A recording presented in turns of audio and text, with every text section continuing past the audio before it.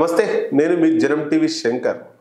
బీఆర్ఎస్లో గెలిచిన 39 ఎమ్మెల్యేలలో ఒక్కొక్కరు కాంగ్రెస్ పార్టీలోకి వెళ్తున్నారు. ఆ కాంగ్రెస్ పార్టీ రోజు రోజుకి బీఆర్ఎస్ పార్టీకి తలుపులు తెరిచే పెట్టింది. ఊహించకుండా అనూహ్య పరిణామాలతో ఒక్కొక్క ఎమ్మెల్యే ఢిల్లీకి పోయి మరీ కండువ కప్పుకుంటున్నటువంటి పరిస్థితి మనకు కనబడతా ఉంది. గతంలో తెల్లం వెంకట్రావు ఖమ్మం జిల్లా భద్రాచలం నుండి తెల్లం వెంకట్రావు కాంగ్రెస్ పార్టీలో చేరిండు, బీఆర్ఎస్ పార్టీని వీడి.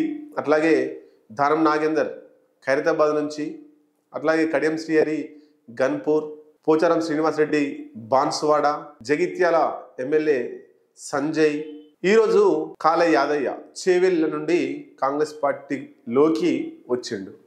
మరి చేవెళ్ళ ఎస్సీ రిజర్వ్డ్ కాకముందు అక్కడ సబితా ఇంద్రారెడ్డి వాళ్ళదే ఆధిపత్యం, ఆమెనే ఎమ్మెల్యే. అక్కడ రిజర్వేషన్ ఎస్సీ అయిన తర్వాత కాళ యాదయ్య 2014లో కాంగ్రెస్ పార్టీ తరఫున ఎమ్మెల్యేగా గెలిచిండు.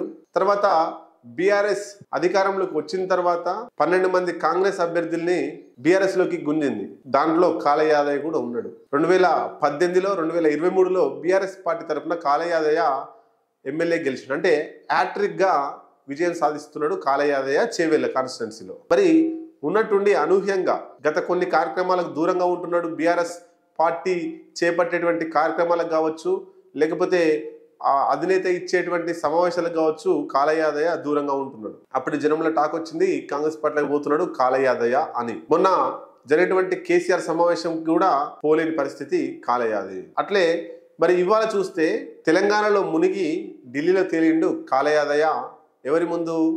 సాక్షాత్తు మన తెలంగాణ రాష్ట్ర ముఖ్యమంత్రి రేవంత్ రెడ్డి, కాంగ్రెస్ వ్యవహారాల ఇన్ఛార్జ్ దీపా దాస్ మున్షి వాళ్ళ ఆధ్వర్యంలో కండవ కప్పుకున్నాడు. జస్ట్ ఆయన చర్చలు జరపడానికి వేయండు, కండవ కప్పుకునే వచ్చేసిండు. అంటే లేట్ అయితే ఏమవుతుంది అనే ఉద్దేశంలో కాంగ్రెస్ పార్టీకి సంబంధించినటువంటి ముఖ్యమంత్రి వెంటనే అన్ని కార్యక్రమాలు పూర్తి చేసి హామీలు అన్ని ఇచ్చేసి వెంటనే ఆయనకు కాంగ్రెస్ పార్టీ కండవ కప్పిరు. అయితే ఇదంతా కూడా సీఎం రేవంత్ రెడ్డి పక్కా ప్లాన్ తో, కేసీఆర్ ఏదైతే ప్లాన్ కాంగ్రెస్ మీద అప్లై చేసిండో, కాంగ్రెస్ పార్టీ శాసనసభ పక్షాన్ని బీఆర్ఎస్ లో విలీనం చేసిర్రో, అట్లే ఇప్పుడు బీఆర్ఎస్ శాసనసభ పక్షాన్ని కాంగ్రెస్ లో విలీనం చేసేంత వరకు రేవంత్ రెడ్డి అనే ఈ ప్రయత్నాలు చేస్తున్నట్టు, ముమ్మరంగా చేస్తున్నట్టు, మొత్తంగా 26 మంది ఎమ్మెల్యేలను కాంగ్రెస్ పార్టీలోకి గుంజే ప్రయత్నం చేస్తున్నాడు రేవంత్ రెడ్డి.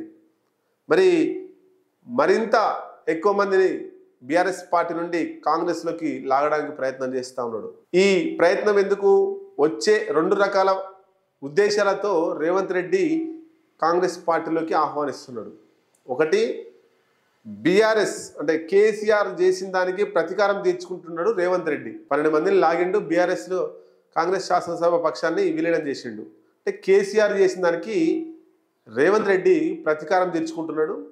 అట్లాగే రాబోయే కాలంలో స్థానిక సంస్థల ఎన్నికల్లో మున్సిపల్ కావచ్చు, విలేజ్ కావచ్చు, లేదా జిహెచ్ఎంసీ ఎన్నికలు కావచ్చు, ముఖ్యంగా జిహెచ్ఎంసీ ఎన్నికలు, గ్రేటర్ హైదరాబాద్ పరిధిలో కాంగ్రెస్ ఎమ్మెల్యేలు ఇప్పుడు దానం నాగేందర్ ఒకరిద్దరు తప్ప ఇంకా ఎవరు లేని పరిస్థితి చుట్టుముట్టు కూడా. కాబట్టి అక్కడ జిహెచ్ఎంసీ ఎలక్షన్లలో మళ్ళీ మేయర్ పీఠాన్ని దక్కించుకోవాలంటే, ఎక్కువ కార్పొరేటర్ గెలవాలంటే ఎమ్మెల్యేలు అవసరం. కాబట్టి ఆ జిహెచ్ఎంసీ మీద ఎక్కువ ఫోకస్ పెట్టిండు రేవంత్ రెడ్డి. మొత్తంగా ఒక్కొక్కరు ఎవరు తెలియకుండా ఒక్కొక్కరు కాంగ్రెస్ పార్టీలో చేరుతున్నారు. ఇది బీఆర్ఎస్ పార్టీకి, ముఖ్యంగా కేసీఆర్ కుటుంబానికి మింగుడు పడని అంశంగా మారింది. ఇంకా చూద్దాం, మరింత మంది బీఆర్ఎస్ పార్టీ ఎమ్మెల్యేలు కాంగ్రెస్ పార్టీ గడప తొక్కనున్నారు. మొత్తం మీద రేవంత్ రెడ్డి అనుకున్నది చేస్తాడా?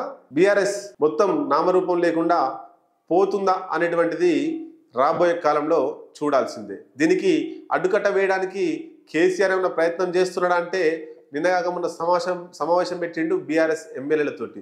మరి ఆ సమావేశం పెట్టి వాళ్ళకి ఏం ధైర్యం చెప్పిండో తెలియదు, కానీ ఆ జంపింగ్లు అయితే ఆగడం లేదు.